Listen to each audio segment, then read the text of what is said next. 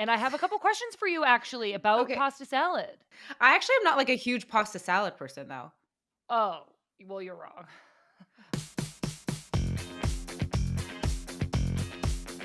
Hi, everybody, and welcome to Good Vibes FC. I'm Sam Ewis coming to you from the Women's Game World Headquarters in Vermont.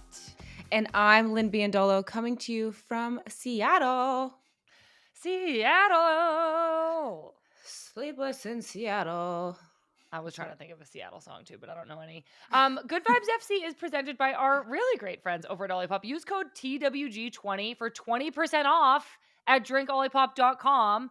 Today on the podcast, we're chatting with Lynn about US Women's National Team Camp and the long weekend. We'll also get into all the Euros action and who is standing out so far. Then we have a fun question from Kate about NWSL Scouts. But first, Lynn, hello. How was your Hi. weekend? Good. I'm back in Seattle. I feel like I have been all over the map. Globe. I was going to say globe, but you know who really has been all over the globe? Marley's back, and he has been all over the globe. That man has been napping. He has been napping. He was in Australia all of June because we were traveling so much with the national team, and Seattle was on the road all of June. So I was like, you might as well go home, see your family, la da da dee, la di da di da. And then I was like, I would love for you to come to the Washington game with the national team. So instead of just meeting him back in Seattle, he flew all the way from Australia to Washington, D.C., and then from Washington, D.C., back to Seattle with me. If that's Wow. not love, I don't know what is. But he has been snoozing. He got It's been a there. sleepy man. Yeah, he got there around 7 p.m., fell asleep at like 9, woke me up at 4 a.m. We had a whole conversation at 4, then went back to sleep. I was like, I got to get up and I got to go to camp. I got to go to training. And then I was up at like 9, came back to the room around 11, still sleeping. Left for training, came back to the room at 4, still sleeping. Uh-oh. I was like, wake up. And that's when you know he And was that's when jet I knew. lagged. I was like, you are on an opposite schedule than I am, sir. Go to bed. That is not a fun one. No, it's been like that for days now. Okay, well then you guys got back to Seattle. Did you do anything for the long weekend? Oh my gosh, the 4th of July. The 4th of July. Okay, so we went to a brewery with one of our friends that lives here. It was really nice. And then we went to our rooftop and just watched the fireworks. It was so Oh, fun. It was so fun, Sam. I need to send you pictures because it was like we were so close to the fireworks. It was right on top of us. And we looked down at one point and there was this band. They called themselves the Neon Something that I think was just going around playing for people. So we looked down on fun. the street. They're playing for people. All of a sudden, we see them like going up to somebody else's rooftop, and we're like, "Oh, they must know them. This is so fun." And then all of a sudden, we see them coming up like to our neighbor's roof that's like directly in front of us, and we basically got like a little private concert. Well, that's cool. It was so cool. It feels like very Seattle. That is so incredible. I love to hear that. Speaking of fireworks, Yeah, what did I you did do? not stay up late enough any of the nights of the weekend to see any, Oh, but I do have an interesting story to tell because my parents' town put on a drone show instead of fireworks, like for the environment, like as like a, I feel like I guess fireworks are like bad for the environment, and so their town was like, "We're done. We're Earth first, and we're doing a drone show." that's so cool. Was it fun? Well, I'm gonna read you what my mom said because I was so curious to know, like, how it was. Um, she said it was a great attempt by the town to do something safer and better for the environment. Not as exciting as fireworks, but interesting and still fun. So I'm like so proud of my parents for getting out there and seeing the drone show. All right, next time, more drones, more More lights. drones, less fireworks, I guess. Okay, the other thing that I wanted to say is that I just feel that 4th of July weekend is a time in my life that is ripe for pasta salad. And so I made lots of pasta salad and I've basically just been eating pasta salad for 3 or 4 days. And I have a couple questions for you actually about Okay, pasta salad. okay, before you ask me about the pasta salad, remember when you made that giant thing of chicken salad and then Heo ate the whole thing? Literally, Lynn, it is so funny that you mentioned this because Heather O'Reilly brought this up less than 1 week ago. She brought this up on the Do It Live after your game, Heyo came on and she told the whole story about how I had like 2.5 pounds of chicken salad and I offered it to her before we were traveling. She came to my apartment. She was with me, remember? Like, you had to do something, and I was like, "Hey, oh, yeah, you can stay over at" because there's, like, an awkward amount of time between we had to leave and, like, the end of training, I cannot believe this story is getting retold right now. and so I was like, "Yeah, you can come over to our apartment, chill out. I have to do a couple things, but, like, the pasta salad or sorry, the chicken salad is in the fridge because you had offered it to her." Like, she was like, "I can help you finish it." Yeah, because we were going out of town. We were going out of town. So there was probably 3 or 4 servings left, but we're leaving. So I go, "Heyo, have a serving. I'm gonna go in my room and take a nap and pack for the trip. Have a serving of chicken salad. I'm going to have some both before we leave for the trip and on the trip." So, like, there's multiple servings. I come back out post nap, ready to go, ready to have my chicken salad before we leave. It's gone. I know, I came out of my room and she goes, "I finished it. Sam's gonna be so proud of me." And I was like, Proud, "I don't think she is." livid, literally livid. Heyo literally was just talking to us about this, Lynn, and she goes, "It was so much, but I was like, Samuel will just like want me to power through." And I like cannot believe the miscommunication. It was so much. She was like, "I am so bloated." I was like, "Yeah, you just ate, like, a whole chicken." Yeah. Anyway, sorry, go to your pasta Anyways, salad. similarly, I've been making lots of pasta salad and I have a few questions for you and for everyone listening. Okay. Pasta salad, do you like a mayo-based dressing or like an Italian-based thin dressing? Um, I grew up on a Italian-based thin dressing, so Same. I would Me too. that. I feel like that's fresher. I don't really like the mayo. Mm-mm. So I had both styles this weekend and I really liked the mayo one. I Oh, did really like it, but I still prefer an Italian dressing. 2, olives or no olives?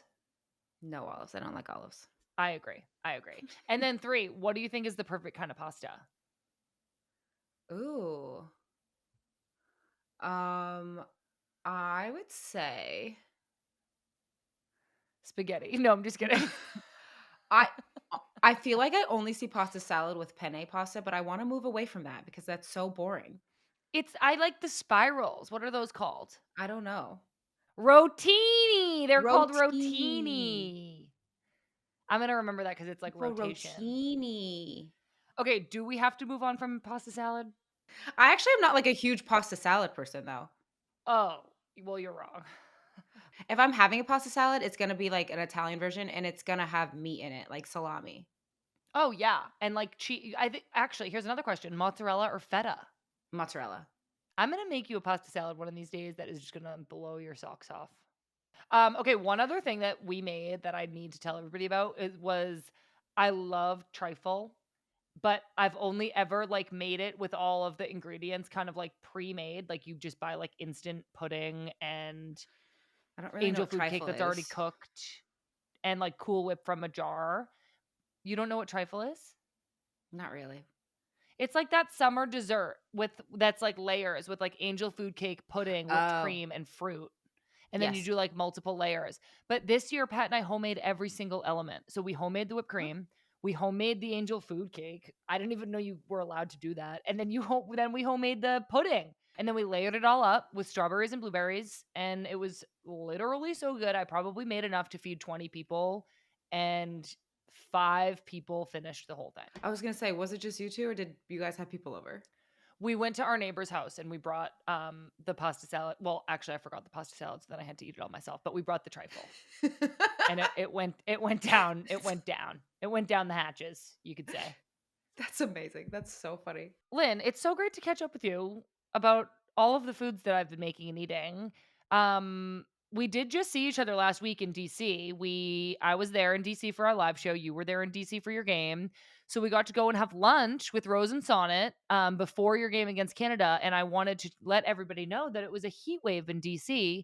And I show up to meet and have lunch with my friends, and they got a table outside, which was so strange. And then all 3 of them like giggled when I was like, "Why are we sitting outside? It's hot."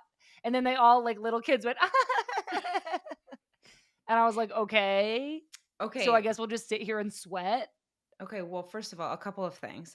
One, I didn't realize that there was another section to the restaurant. So when we were walking back to the bookstore, there was that whole other section. We didn't realize that.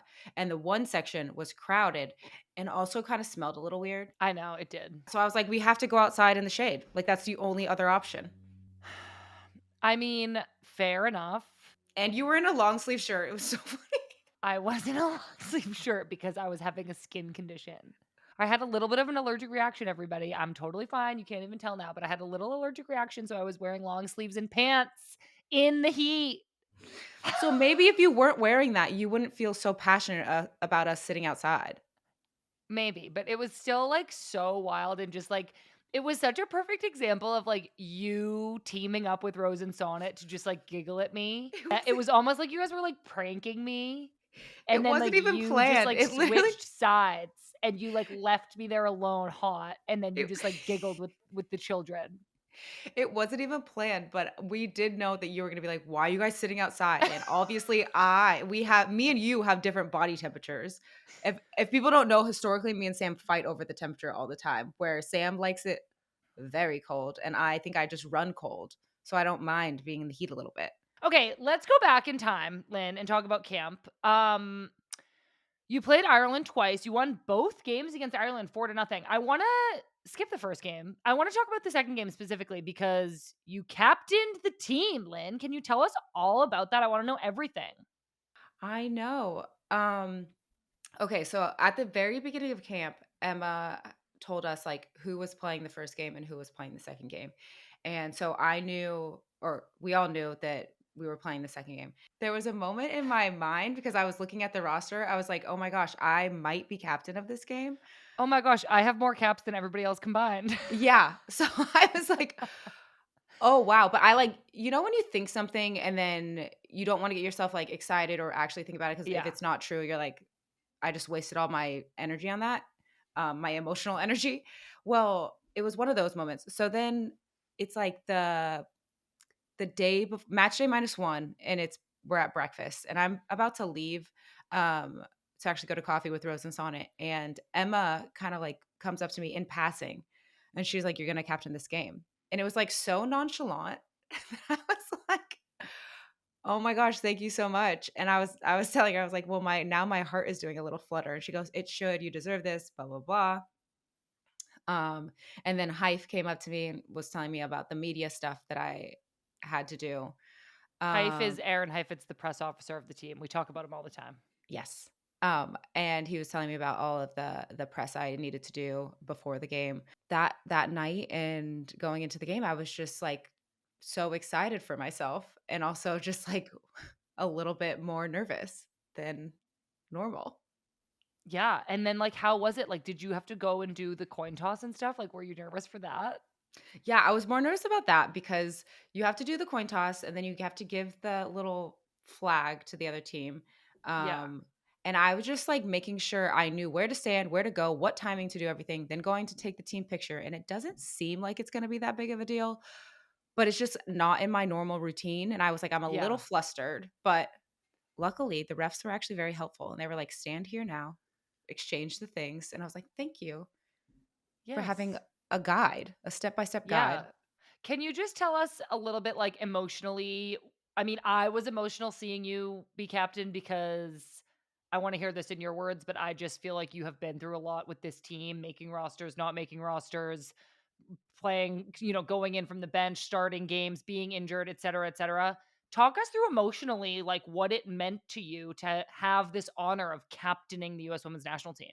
On a team note, I think that it's always an honor to be able to captain the U.S. national team. Like anytime you have the armband and anytime you have the belief from the coach, but also like the respect from your teammates that they think that you'll be able to lead them in a game. And I know it was just one game, but still like emotions can be high.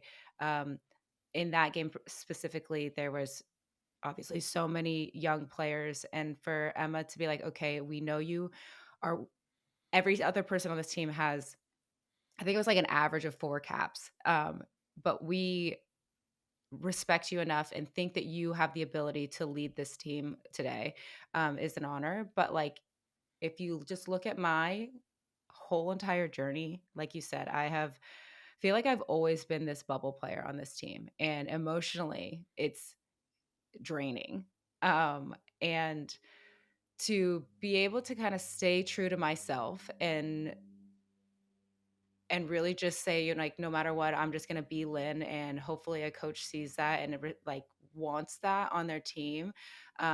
I feel like in the past, it's always been like, we don't know if we want that, and then at the last second, it's like, yeah, we do want that. And with Emma right now, it definitely feels like a more or of a like a no, we believe in you, we want you, we value what you bring to this, and now we believe in you even more to go out there and lead this team no matter what else happens in this career. Like, I feel like I've done everything that I could possibly want to do, minus 100 caps. I don't really want that, but it's just like I just never thought, sorry, I never thought I would get to this point, and it's like truly, I don't know, I'm rambling now, but it was cool.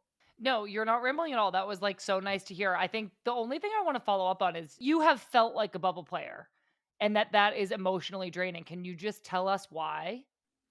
Yeah, you just I feel like there are a handful of players that always know they're going to go into camp and always know that they're going to be chosen to play. And I feel like for myself, I have never know if I'm going into camp. I never know uh, if I can plan my life. I'm like, I could be going on vacation and I could not be going on vacation. I could be getting this amount of money. I could not financially getting this amount of money. I like there's just like it's always a what if, and I feel like when you're in camp, then I feel like I'm always, not that you're not always fighting, but I feel like I'm always fighting a little bit more of, Mhm.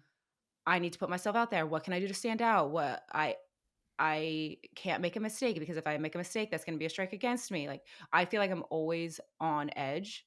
Um and I think that as I've gotten older and really, I think, learned who I was as a player and who I was as an individual, it's helped me because at the end of the day, for example, I can live with myself if I am my best self or I'm trying to be the best Lynn I can be and a coach just doesn't want me. Um, they just don't want me on the roster. I can't live with myself if I'm trying to be something else and then the coach doesn't want me, because I was like, well, I didn't even get to show you who I was.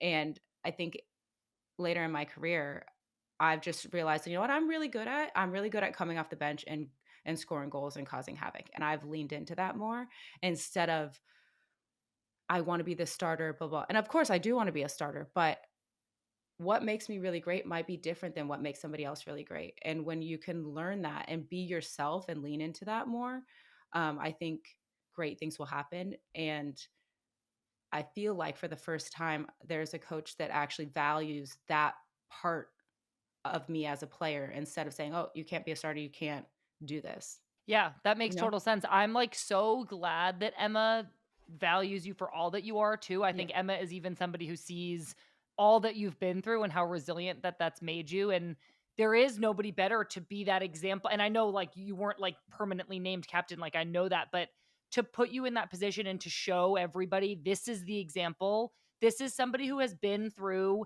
every single thing you can go through being a part of this US Women's National Team. Lynn has done it. Lynn has been through it. And to all those young players that you captained, they will now look at you and be like, if Lynn can get there, like, I need to follow in the way she carries herself. I need to follow her. Like, she is such an important leader for this team. And so I was just like so proud of you in that moment. Thank And you. I'm like so psyched that Emma like gets it. So I'm really, Thanks. really excited for you, Lynn. That was really cool to see. Thank you. Yeah, there was a moment though in training, which was, I feel like I don't really take compliments that well, especially when it's like in front of a group. And that's something that she did say, like after one of the trainings, she was like, and she pointed to Sonnett too as well, but she was like, me and Sonnett, and she was like, I use you as an example. And she's like, I think all of the young players should aspire to be like her. And it was because of that, of like, Yeah. I've been through everything, ups and downs, and continue to just like stay the course. And she's like, it might not happen for you the first time. It might not happen for you the second time, the third, the fourth. But if you just keep staying on the right track, and if you continue to want this, good things probably will happen for you on this team. And I think that that is something that the youth could look at, of like, Mhm. You might get your first cap, and then you might get your second cap, and then you might not play for 10 caps, you know what I mean? Yeah. Or a year, or you might get out of the you might not be on the team for a year, and you might not come like, it isn't this really streamlined path that we all think it's gonna be, and Yeah. I look at all of the great players in the world, and I don't think any great player has not had a setback.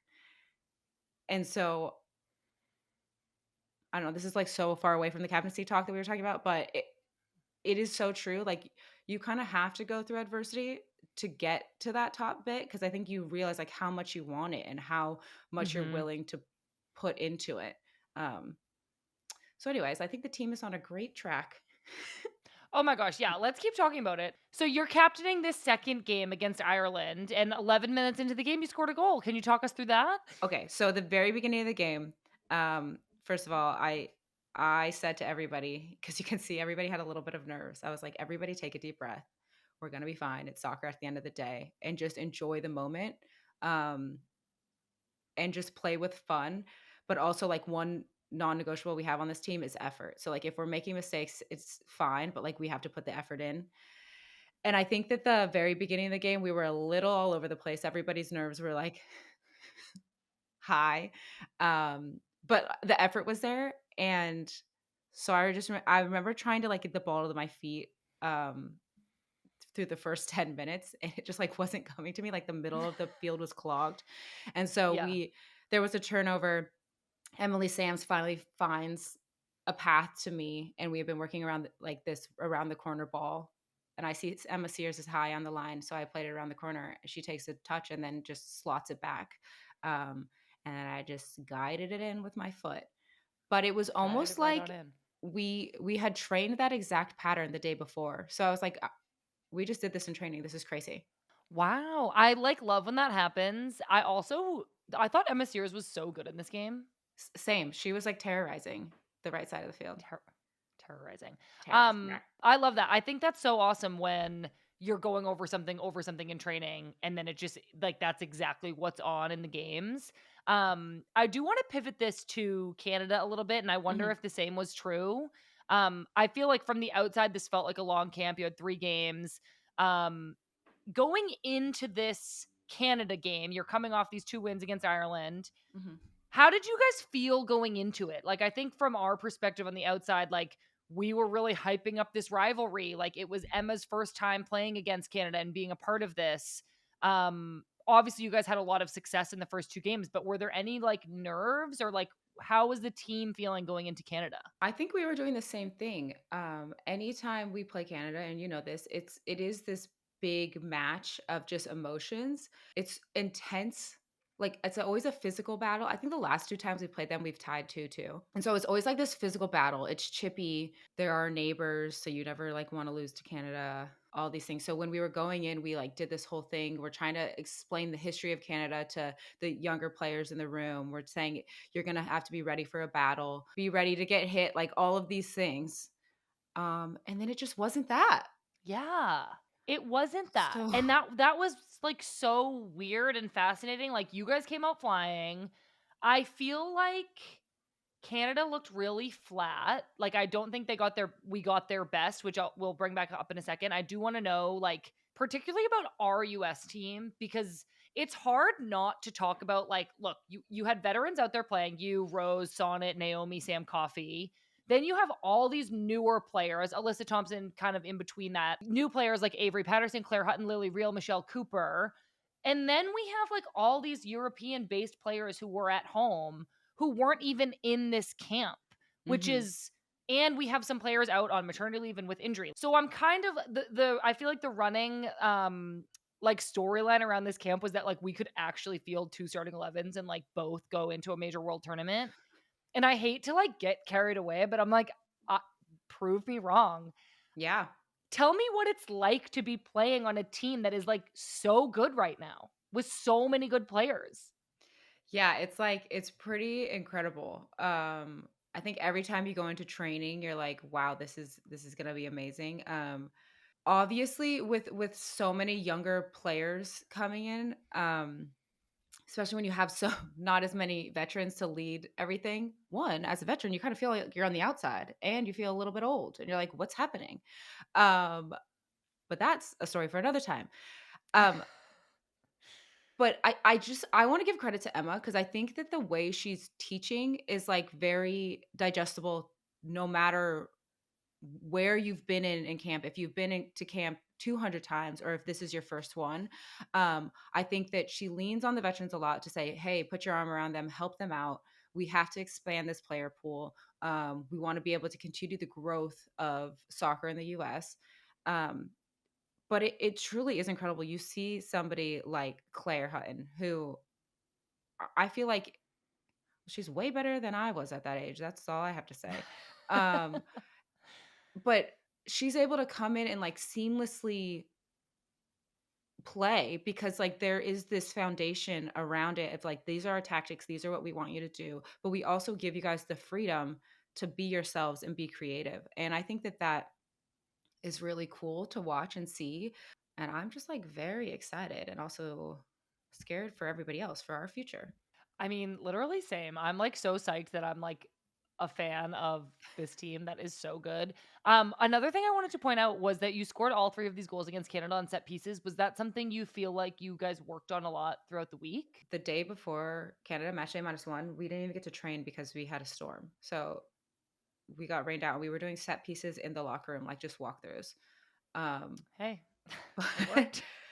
it did work. But I think that we have been paying more attention to set piece and knowing that we want to score more in set pieces. I think that it's also like you're building on both sides of it. Like obviously you're working on set pieces every camp, but I think that like the finer details will really start to come in the build up to 2027. Like those are some of the last, final touches that get put into place. But I do think that Canada's kind of lack of preparedness maybe for the set pieces or like lack of like bite was surprising. I think Mm. that a team like Canada has standards and one of those standards is that we don't get scored on set pieces like this. So I was disappointed in Canada. I mean, look, every team is at a different place in their journey, but I just thought they looked tired and like kind of flat, especially for such a hyped up rivalry game and such a big opportunity to play against the US. I'm curious, Lynn, what you felt like Canada was missing on the field. Yeah, I'm unsure as well. Part of me has a question mark of like, were they just tired? There are a few players that play overseas. A lot of our European players were taking a break, and a lot of the European players were there. So I'm like, were you guys just physically, emotionally tired from the year? Did you guys need a break? Um, which could be it. The other part, Which I'll just add that Casey Stoney, I think, addressed before camp and just kind of said something like it's kind of like a luxury that the US can rest all these start players and starters and then mhm. still have all this humongous pool of players to choose from. And she kind of said that Canada doesn't necessarily have that luxury yet. The development of the player pool is obviously like the larger picture, like over here happening. But Hmm. then I think what was disappointing about that game is just like the physicality and the intensity of it wasn't there that you normally expect from Canada. And a lot of those players are experienced. So I don't know what that piece was. So I think that you can talk like tactics, you can talk execution, all of that, but just the intensity and the hard workingness that you normally see between the US and Canada, that kind of battle just was like lacking. So I think as a player in the game, that was like the most disappointing. Am I happy we beat Canada? Obviously. Like, do I always want to beat Canada? Yes. But I think that if we are looking at women's soccer as a whole, you want the best out of every single team because it's going to push soccer in general and it's going to push women's soccer to be the best ever and have the best games and the best viewership and all of those things. So, yeah, it was just I think a disappointing game. Okay, before we take a quick break, Lynn, after this Canada game, we saw that you allegedly autographed a 6-year-old's forehead.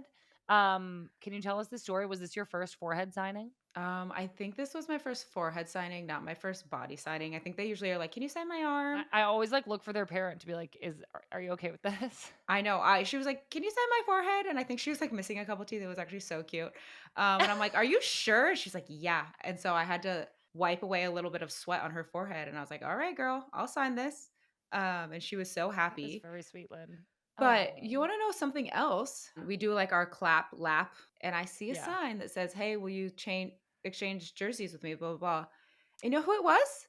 Avery. I actually already know this story. I am literally so excited that you guys met. Can you tell people who might not know who she is? She calls into all of our women's game stuff. She emails.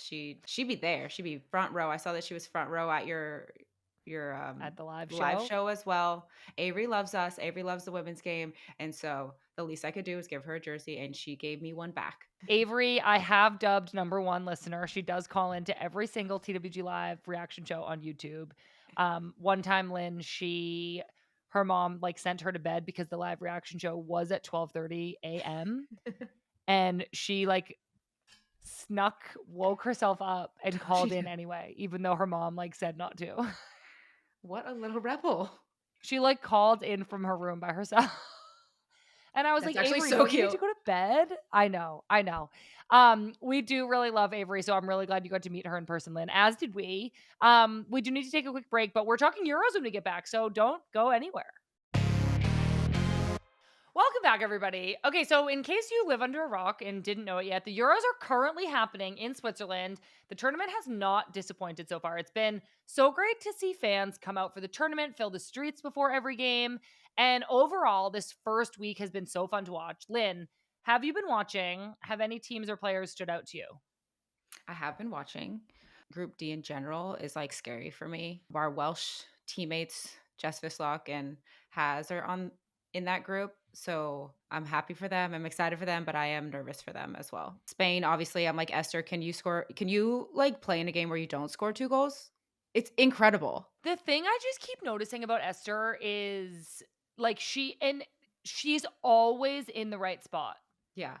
She like not all of her goals are like 30-yard bangers into the upper 90. Like some of them are very simple, but it's like incredible that she's all like it's not luck because it's so consistent.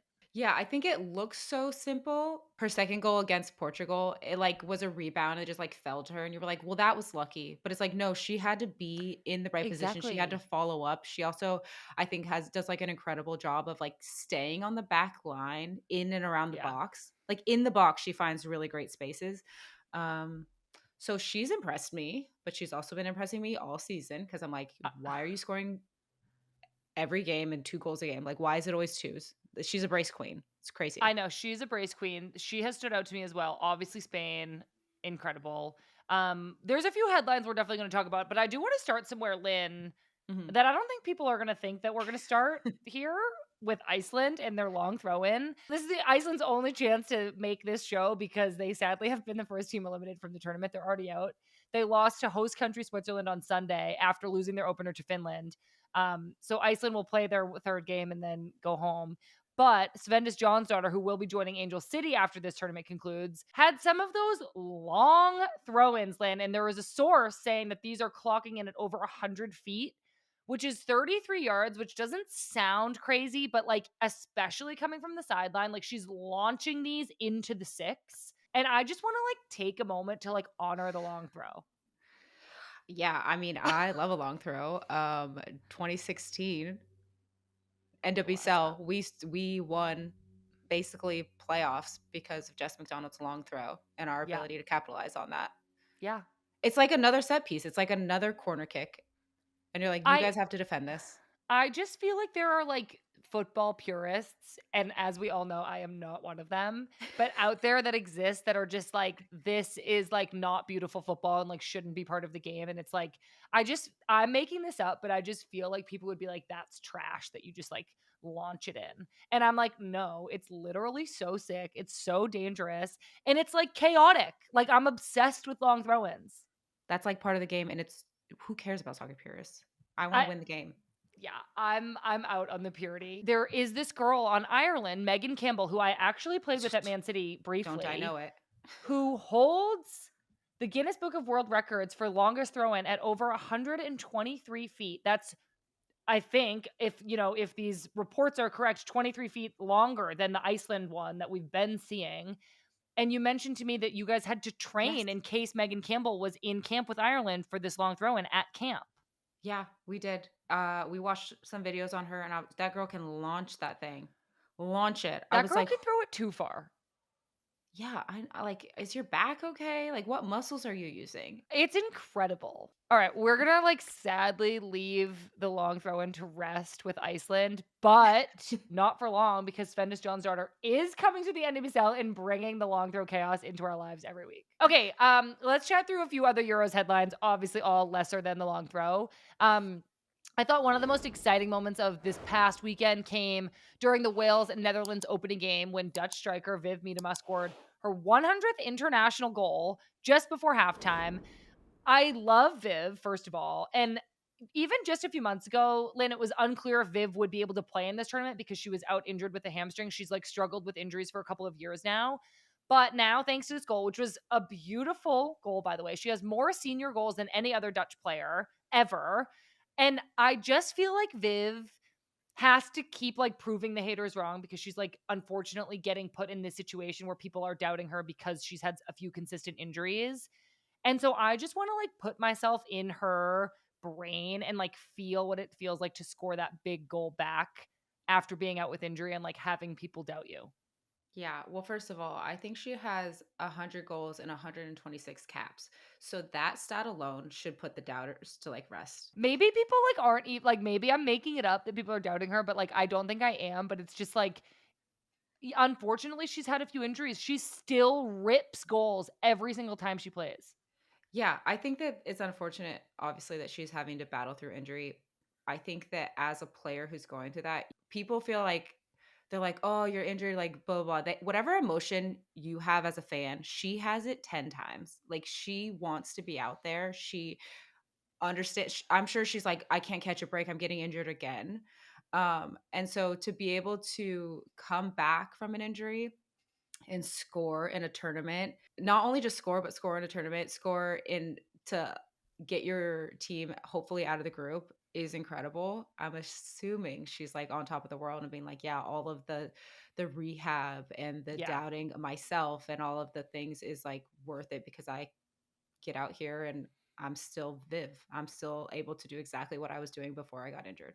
Yeah, I really like Viv. I'm excited for her. The Netherlands are in a really hard group, which we are about to talk more about. This first weekend of games couldn't be celebratory for everybody because this Group D, Group of Death, is so hard. And on Saturday, everybody got their first major shock of this tournament when reigning Euros champions England lost to France 2-1. This game was like kind of weird. England had an early goal called back due to Beth Mead was like literally half of her elbow was offside. It was a tough call. Um, Football purists out here mad about VAR, saying it was not an advantage. But she was barely offside. But the goal got called back. And I think maybe like I thought before that the that England looked good. But then Mhm. maybe like something shifted with this goal getting called back, and France really started controlling the game.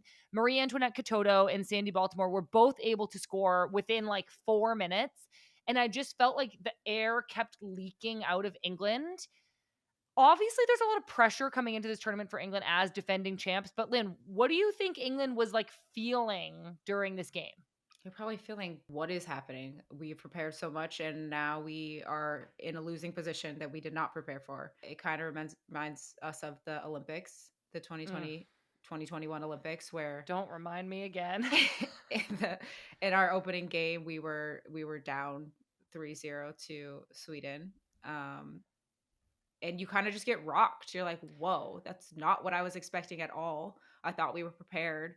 And you like I feel like you come into it being like, yeah, we're going to win. Like we're the best, like we're good, like we're in control. And then to have a team exactly like what happened to us in 2021 against Sweden in our opening game, not only beat you but like outplay you. You're Yeah. kind of like, "Wait, are we even who we thought we were?" And it's Yeah. rattling like not just as the result but as the like The you mental have to side. think about why you weren't as good as you thought. Yeah, and you're like, are your tactics right? Is your mentality right? Like, are we able to climb out of holes when we're down? Like all of the things you're starting to think of. Yes. If your tactics are wrong, are you doubting the coach? If your team isn't playing well, are you Yeah. doubting your teammates? It's like such a difficult hole to be in. Yeah, I think though that England, if they have a chance to bounce back, one, you have to do it quickly. They're gonna have to go through all these things quickly. But I think that they need to be very open and honest with themselves of like, okay, what went wrong? How do we get out of this? Like what kind of team do we want to be? Blah, blah, blah, blah. And I think the only way you're gonna do that is if you're open and honest as a team, but open and honest Mhm. with your coach as well and the whole coaching staff and say, like, that sucked, but we can't change it. And you guys, they have the ability to bounce back if they're like, if they want it. Coming into this tournament, the loss um, feels unprecedented, and it kind of is. It's the first time that reigning champions have lost an opening game. It's also the first time head coach Serena Wiegmann has lost at a Euros ever. And now, going into just their second match, England could be in a must-win position. That brings us to our Olipop Gut Chick of the Week. Classic root beer. Orange squeeze. So our Olipop Gut Chick of the Week is Group D has been dubbed the Group of Death. It has Wales, the Netherlands, France, and England. Only 2 teams are making it out of this group stage, Lynn. France and the Netherlands both already have 3 points. Which 2 teams will be coming out of Group D? I think France. That's 1. Okay, you go. You go next. And can I not pick France? It's just so hard, Lynn. Like, it's literally so hard to say that England's going to be out because I don't want them to be out. I don't think that on paper they should be out, but they really have to step up. They have a huge game. It's on Wednesday. They're playing the Netherlands, and they like really can't lose. You would assume, my poor Wales, you would assume that both. Sorry, Wales. So I sorry. love them though. So do I, and I like want them to win. I really do. I wish all 4 teams from Group D could move on. I think we have to remember that England has players that are just coming back from injury as well. Like Lauren James, Lauren Hemp, and Georgia Stanway. I think that they're going to play their way into the tournament. They got one rusty game out, and now they're going to be back for this next game against the Netherlands. And I think Lauren James is incredible. So I think they're going to figure it out as well. It's a really tough one. I think we have agreed that it's going to be France and England coming out of Group D. England, we are counting on you, and honestly, we're rooting for you. I'm like just sad for the group. I'm like, nobody should be in that group. They should all be spread out, I think. That was our Lollipop Gut Chick of the Week. The most heartbreaking moment of the weekend came during Friday's Germany versus Poland game when German captain Julia Gvin left the field with what we later learned was a medial ligament injury in her knee. She's going to be missing the rest of the tournament with her team, which of course would be devastating for anybody, but especially for Julia, who missed the 2023 World Cup with an injury and then was such a standout player during Germany's 2024 Olympic bronze medal campaign. She was like visibly upset on the field when she went down, and my heart broke for her seeing this. I just like feel awful for her and for Germany, who are definitely like contenders in this tournament. I know. I feel awful for her too. It's like, I feel like she probably is thinking so many things like, why did I make that tackle even though it was an incredible tackle? I think they were going to score. But why did I make that tackle? Why is this happening to me again? I've missed this other injury, blah, blah, blah. I do think that it's obviously so good that it's not her ACL, knock on wood. Because I think when anybody goes down with a knee injury right now, you like expect the worst. Yeah. But MCLs are also really tough and hard to come back from too. That's just like such a unique injury. So like I'm happy that it's not, like I said, the worst, but I'm also just so sad for her because this is such a big tournament. It's so tough.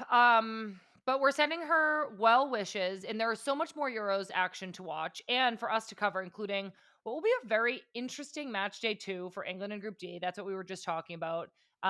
Those games for Group D are on Wednesday on Fox at 12 and 3 p.m. Eastern Time. We're covering the Euros all month long at TWG, so make sure you're subscribed to our YouTube channel. Coming up later this week, we're actually going to have a check-in podcast with the U.S. Women's National Team's own Crystal Dunn to recap all of the action from the Euros group stage. I can't wait to chat with her, but we do need to take one more quick break, so don't go anywhere. Welcome back, everybody. Before we go over to the inbox, we do want to let everybody know that the Women's Africa Cup of Nations kicked off this weekend in Morocco. The opening goal of the tournament came just 58 seconds into the first game and was scored by who else but Barbara Banda for Zambia. Only 26 minutes later, she perfectly set up her fellow NWSL star, Rachel Kundananji's second goal for Zambia. That game ultimately ended in a thriller of a draw, but the opening weekend of the tournament also saw big wins for Nigeria, Algeria, and Senegal. The WAFCON will be going on all throughout the month, and you can catch those games on beIN Sports, which you can find with Fubo, YouTube TV, and Sling TV. Also, yesterday it was officially announced that Lily Johannes is making the move to OL Lyonnais. The young 18-year-old US midfielder is leaving Ajax after speculation suggested the move last week, and Lily will be with the French powerhouse until 2028. All right, Lynn, let's go over to the inbox. We got an email from Kate that reads, "Hi, Sam. It's Kate from Australia again. I'm at the Euros. I was just at the Spain versus Portugal game, and I sat next to some NWSL scouts. They seemed really interested in which players often passed to each other when they were playing the ball up the field. Instinctively, this seems strange when looking at players for your team, as opposed to scouting out an opposition. Can you please provide some insight into what scouts look out for and how they assess talent? Thanks, Kate." One thing about like why you need scouts in person at the games versus just watching on TV, from my like experience, playing and trying to watch other teams and watch other players, the TV, like, or even like watching myself back, Mhm. like the TV view is like good for fans. It like zooms in on players and it shows highlights, but you can't like see what the left back is doing when the right forward has the ball and is crossing it. So like you're unable to scout her positioning, like how she's reading the game, if she's dropping at the right time, if she's not actually like in the picture. So this might not answer Kate's question exactly, but it's like I think it's really important to have scouts in person at games to see all the things that you can't see from like the TV view of the game. Yeah, so like you definitely need like the tactical view instead of like the TV view. The passing question, I'm gonna assume. Obviously, I'm not there. Didn't know. Don't no idea what they actually want. Um, but if you're, for example, if you're a coach who wants to have a player that fits into your system, Mm. let's say they're a center back, right? And you're scouting a center back. I don't think they're ticking off if they're playing to that specific player. They're probably saying like, how many times is the center back playing to their six, or how many times are they playing it to their outside back? How many times are they playing it to here? Are they looking up the field at that position, not that specific player, to fit into maybe their tactical or their system in the NWSL? That's what I'm just going to assume. Well, totally. I think it's like if you're looking at a right center back, but they can't play a long ball with their right foot to like the left winger. Yeah, The scouts are like picking up on that, especially if that NWSL team's left winger is like their best player. exactly. So yeah, I think We're it's getting probably like, deep on this question. well, I just had to think about that really, really quickly. I know. I love that question, Kate. I am so excited that you're at the Euros. That's so cool. I hope you have the best time. And thank you so much for writing into us. Don't forget, everybody, you can write us with questions at womensgamemib@menandblazers.com. Send us an email. All right, Lynn, we are nearing the end of the podcast, so you know what time it is. It's time for Sick and Tired. I know he's really tired and he like traveled around the world and whatever, but I am sick and tired of how much Marley's sleeping because I want him to wake up so we can play and have fun. Yeah, wake up, Marley. Wake up! I'm just sick and tired of doing the dishes. I've probably already said that one. It's just endless. Pat has this habit. Oh, this is actually what I'm sick and tired of. The dishwasher will be completely full.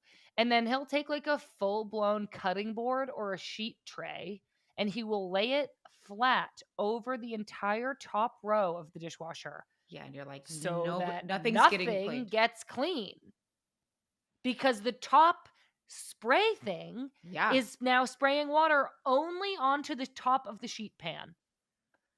just tell him to not put that in. Just wait. You think I haven't told him?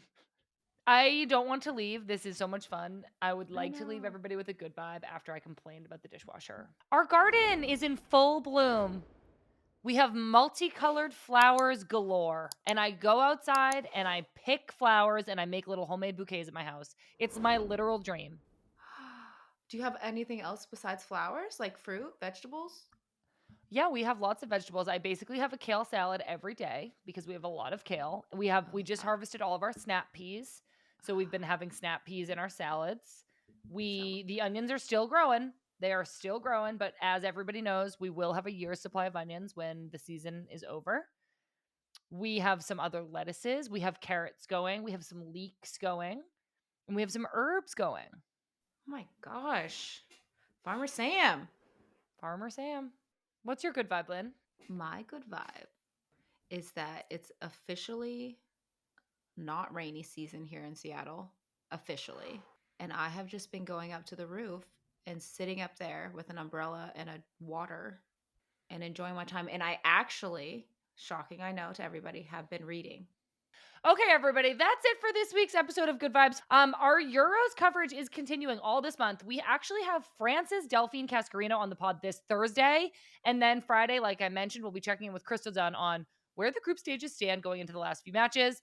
Please make sure you're subscribed to this podcast feed and our YouTube channel. If you're listening to this on audio, don't forget, you can always head over to YouTube and watch our cute little faces on screen instead of just listening through your little ears. You can also follow along with us across all social media at Women's Game MIB. All right, everybody, that's all from us. I'm Lynn Biyendolo. And I'm Sam Mewis. Love you. Love you, Gen Z style.